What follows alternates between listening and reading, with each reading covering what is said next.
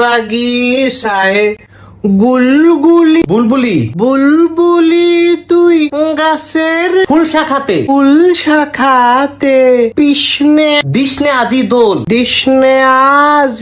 দোল ওরে মন দরকার নাই তো। হ্যাঁ, গানটা যেহেতু ফারস না বুঝছ, গাউনের দরকার নাই তো, জুত করে বইয়া থাক।